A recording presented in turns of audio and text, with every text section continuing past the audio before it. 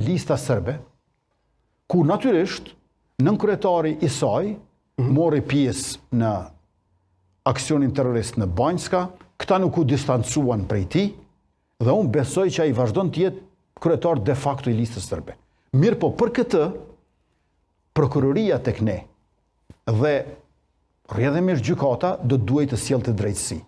Ka pa numër fakte materiale dhe argumente rrethanore që prokuroria në Kosovë ti ndjek njerëzit e tillë. Por ju e dini që prioritete kanë rozetën. Kur ta kryejnë rozetën, ndoshta ju del pa koha. Ju e keni lexuar këtë akuzën ndaj Radojiçit dhe shokëve të tij, ajo është e plotësuar goxha shumë, zoti. Padyshim, po ata fakte. kanë shumë më tepër material se sa që e bën këtë akt akuzë pas 2 viteve. Mira, po thoni që po kursejet me një farë forme ky zotëria famkeq. Tash do duhej besoj të përgjigjet prokuroria për këtë rast, e cila në një farë mënyre e pranoj se ka hequr urdhër arrestin ndaj tij. Ju e dini shumë mirë që ka pasur një intervistë që prokurori Blerimi Sufaj e ka pranuar publikisht që ja ka hequr urdhër arrestin, ai ja ka hequr urdhër arrestin kryekriminalit Milan Radojić. Pse do duhet përgjigjim unë për këtë gjë tash? Po e ka dhënë një shpjegim pas asaj, një presje ka patur. Shkak të i kërkeset të miqve ndërkombëtar, ai nuk ka qenë as liz zezat, heras nuk ka qenë Mendoj kërkesë të mikut ndërkombëtar, ai shkel kushtetutshmërinë, sundimin e ligjit në Kosovë, shkel ligjin, unë nuk e di që është përfaqësues i miqve ndërkombëtar ai. Jo s'është. A nuk është? Jo.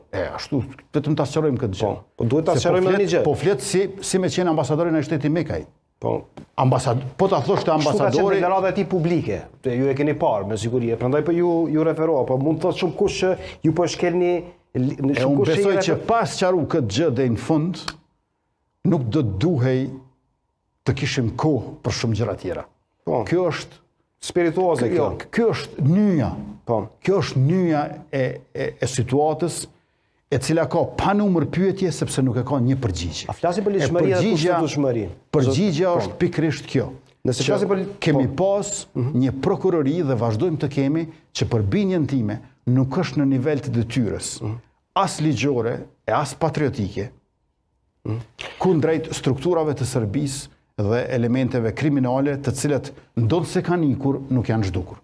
Kur flasim për ligjshmëri, i referohem listës serbe edhe shumë deklarata publike të tyre që thonë se është antiligjore dhe antikushtetuese, anipse kushtetutën, gjykatën kushtetuese dhe shtetin ata e mohojnë, por gjithsesi vinë në kuvend, se i takon nënkryetari kuvendit atyre dhe këtë e kanë referuar edhe në institucionin më të lartë juridik në vend.